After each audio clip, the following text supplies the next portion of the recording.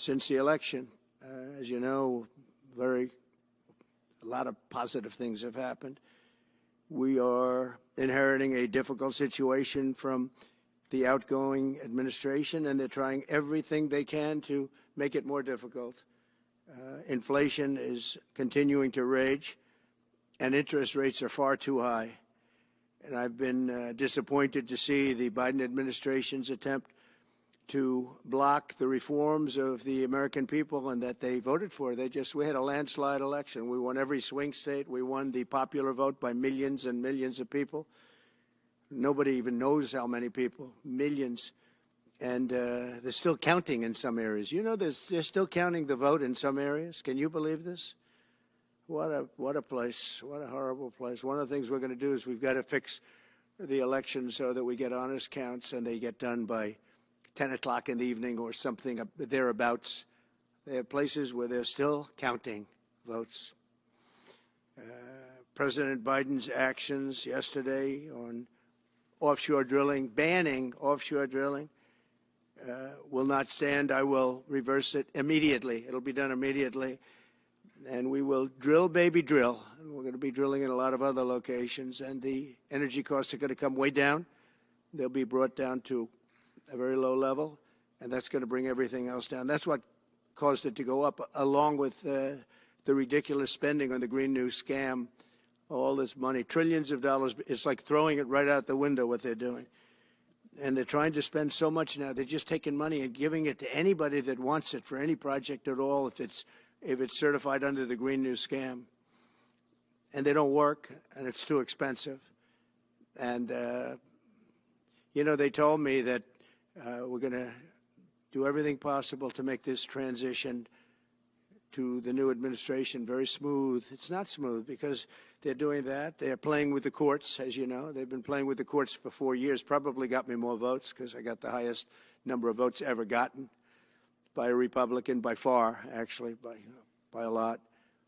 And, you know, we had a great election, so I guess it didn't work. But even to this day, they're playing with the courts. They have their friendly judges that like to try and make everybody happy on the Democrat side.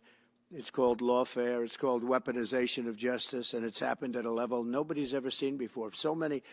I defeated deranged Jack Smith. He's a deranged individual. I guess he's on his way back to The Hague. And we won those cases. Those were the biggest ones.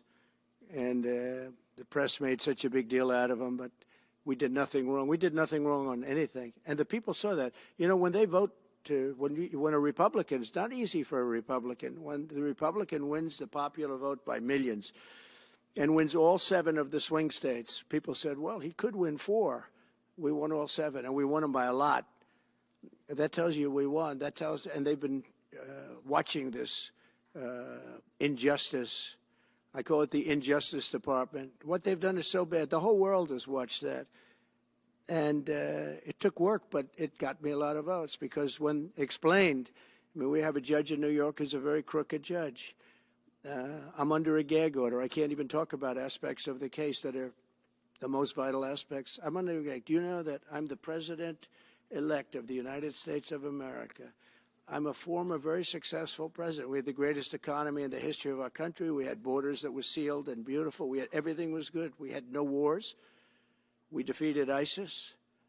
We had no wars. Now I'm going into a world that's burning with Russia and Ukraine, with Israel. You took a look at that attack on October 7th, the attack on Israel, with the horrible way they got out. Not the fact that they got out. I would have been out before them.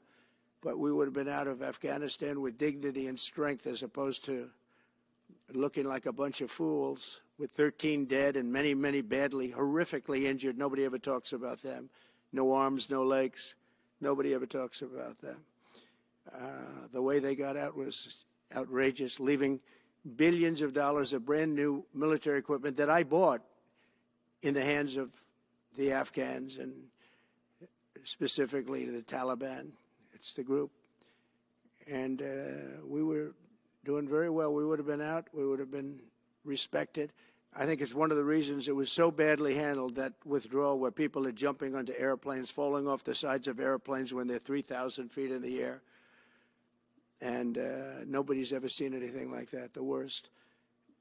And because of that, I think Russia went and attacked Ukraine. When they saw that, they said, these guys are incompetent. They don't know what they're doing. But we know what we're doing now. And that's going to all end. And we have a great military. I defeated ISIS, as you know. We're in no wars. I just finished a couple. And we got also our soldiers guarding Syria and Turkey. We're in the middle. We had 5,000 soldiers. They would have been gobbled up with two armies. We had one army, 300,000. We had another one, 500,000 or 600,000, getting ready. We had 5,000 people in the middle. I said to a general, how do 5,000 people do in that case? And the general just looked at me and said, not well, sir, not well. And I took them out. And you know what happened? Nothing. I got criticized. I saved 5,000 lives, actually. And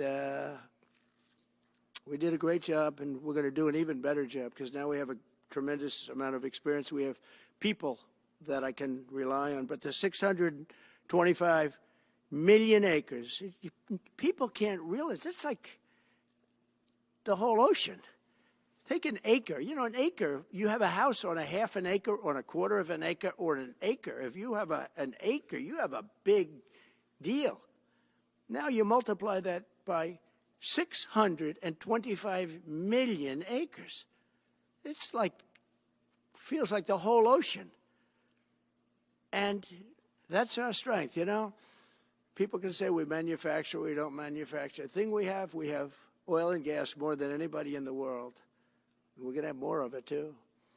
But they took away 625 million acres of offshore drilling. Nobody else does that. And they think they have it, but we'll put it back. I'm going to put it back on day one. I'm going to have it revoked on day one. We'll go immediately if we need to. I don't think we should have to go to the courts. But if we do have to go to the courts, you know, they try to be sneaky. They go in and they sign. Remember, this is a man that said he wants the transition to be smooth. Well, you don't do the kind of things. You don't have a judge working real hard to try and embarrass you. Because I did nothing wrong. By the way, I did nothing, absolutely nothing wrong. If I did something wrong, I wouldn't be standing here right now because I've won all these cases. Nobody's ever won so many cases as I have against the Justice Department. I mean, Jack Smith had cases all over the place. People were being subpoenaed. Lives were being ruined. They were spending everything they had, money. We were helping them out. We had to.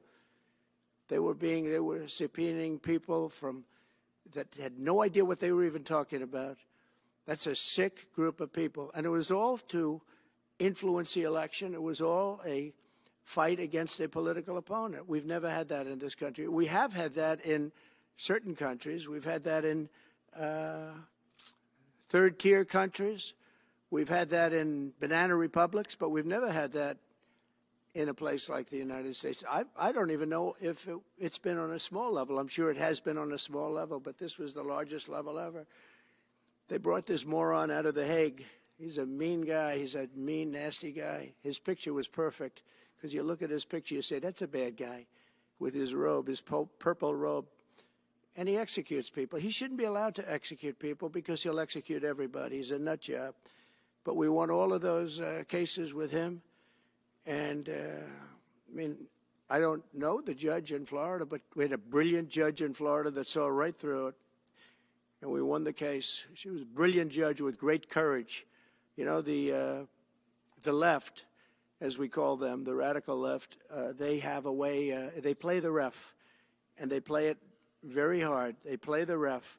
They go and say horrible things about judges and prosecutors. And some judges and prosecutors say, look, the only way I'm going to get these people off my back is to give victory to them. They're playing the ref. I think it's illegal what they do. It's almost like talking. It's worse than talking to a judge. But the judge in Florida, Judge Cannon, was brilliant and tough, and she didn't stand for it. And I don't know her. And never met her until the case, and I don't believe I said even one word to her. But she was very, very strong and very, very brilliant. And her opinion was so brilliant that they dropped their appeal. They couldn't beat the appeal. So that's what we're up against. So they say we're going to have a smooth transition. All they do is talk. It's all talk. Everything they do is talk. We're going to have a smooth transition. And then they take 625 million acres and they essentially landmark it so you can't ever drill there again. Well, we're going to be drilling soon.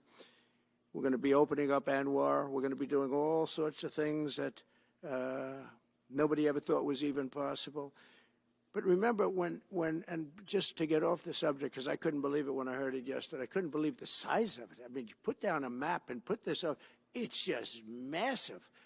And remember that that's worth probably, I mean, I've had estimates, $40 to $50 trillion. That's more than our national debt. Essentially, he's thrown it away. He's thrown it away. He's taken $50 trillion. So if we owe $35 trillion, he's taken $50 trillion of value and thrown it right out the window. We can't do that. Nobody can do that. One other thing he did yesterday, which was in many ways worse. It's hard to believe it can be worse. He wants all gas heaters out of your homes and apartments. He wants them to be replaced by essentially electric heaters. I don't know what it is with electric. This guy loves electric. We're going to be ending the electric car mandate quickly, by the way. This guy loves electric. And we don't have enough electricity. And then we have AI where we need more. And he wants everybody to have an electric heater instead of a gas heater. Gas heater is much less expensive. The heat is much better. It's a much better heat.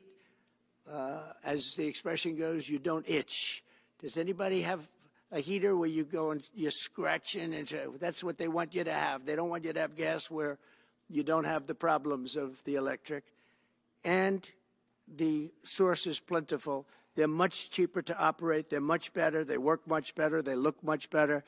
60% of homes and apartments have gas heaters. He wants them all removed quickly. These people are crazy. There's something wrong with them. There's something wrong with them. They also want to go back, and they have already started that, to when you buy a faucet, no water comes out because they want to preserve. Even in areas that have so much water, you don't know what to do. It's called rain. It comes down from heaven. And they want to do, no water comes out of the shower. It goes drip, drip, drip. So what happens? You're in the shower 10 times as long, you know. No water comes out of the faucet. You want to wash your hands. They want to go back to even stronger than what they have right now. As you know, I ended that policy. You can have all the water you want. Makes no difference. It comes weird, especially in certain areas. We have so much water, we don't know what to do with it. But these are all things. They want very, very little water to go into your dishwasher, almost none. And you know what people do? They just keep pressing, keep it going. They end up using more water. Likewise, washing machines. They want in your washing machine to have very little water coming out of the washing machine. So when you wash your clothing, you have to wash it 4 times instead of once. You end up using more water. We're a party of common sense, and things that I'm telling you now is really all about